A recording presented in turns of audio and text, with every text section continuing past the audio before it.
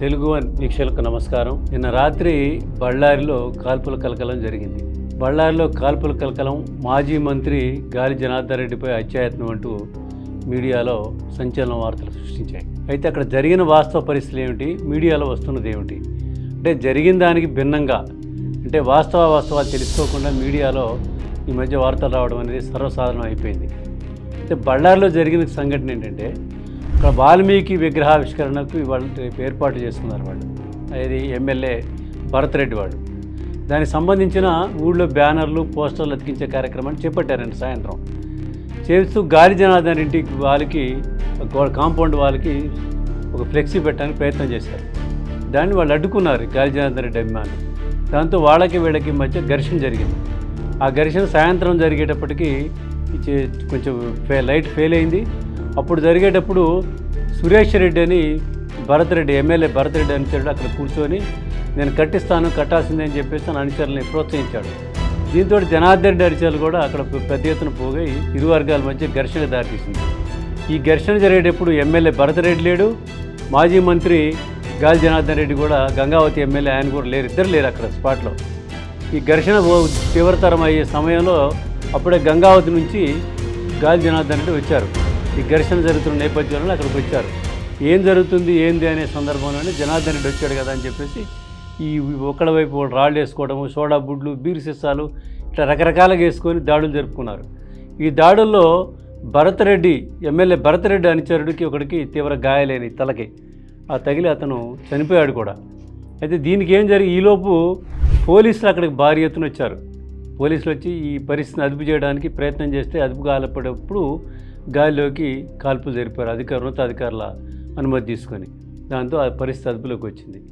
దీంతో ఏమైంది, జనార్దన్ రెడ్డి దాన్ని అడ్వాంటేజ్ తీసుకొని ఆ పోలీసులు కాల్చిన తోటాలు ఉంటాయి కదా, ఆ తోటా ఒకటి తీసుకొని కాల్చిపోయినటువంటి తోటాను తీసుకొని నా పైన హత్యాయత్నం జరిగింది, భరత్ రెడ్డి అనుచరులు నా మీద దాడి చేశారు, నాపై 8 రౌండ్లు కాల్పులు జరిపితే నేను తప్పించుకున్నానని ఆయన చెప్పడం, ఇది మీడియాలో సర్క్యులేట్ అవ్వడం.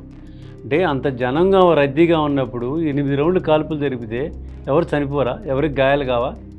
దీని చిన్న విషయాన్ని కూడా పరిశీలించకుండా మీడియా కలకలం అని చెప్తే దీన్ని ఉద్రిక్తలు రెచ్చగొట్టడం, అదే ఒక కమ్యూనల్ వ్యవహారాలు అయినాయి అనుకోండి, అదే ఇంకొంచెం ఉధృతంగా జరుగుతాయి కదా, ఇంకొంచెం ఆజ్యం పోసినట్టు అవుతుంది కదా. దీని పట్ల జాగరూకంగా ఉండటం మంచిది. మీడియా ఉద్రిక్తలు రెచ్చగొట్టడాలు, ఈ అనవసరమైన అల్లర్లు సృష్టించడానికి కారణమవుతున్నాయి. ఈ థంబ్నెయిల్స్ కూడా ఆ రకమైనటువంటి ధోరణి కనిపిస్తున్నాయి మనకి.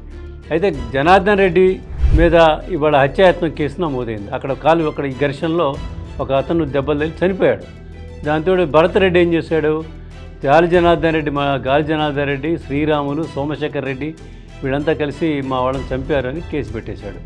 ఇప్పుడు ఇక్కడ అనవసరమైనటువంటి ఉద్రిక్తలు దారితీసింది బళ్ళారిలో. అయితే శాంతి భద్రతలు అదుపు తప్పుతున్నప్పుడు మీడియా కూడా సమయం పాటిస్తే అది కొంచెం బాగా ఉంటుంది. ఈ సమయం పాటించకుండా మరింత విస్తరించడానికే ఈ సోషల్ మీడియాలో కథనాలు వస్తున్నాయి. అంటే ఒక ఇన్సిడెంట్ని మనం కవర్ చేసేటప్పుడు వాస్తవాలు తెలుసుకొని చేస్తే అది పద్ధతిగా ఉంటుంది, ఉద్రిక్తలకు తావివ్వదు, అనవసరమైన అల్లర్లకి తావివ్వకుండా ఉంటుంది.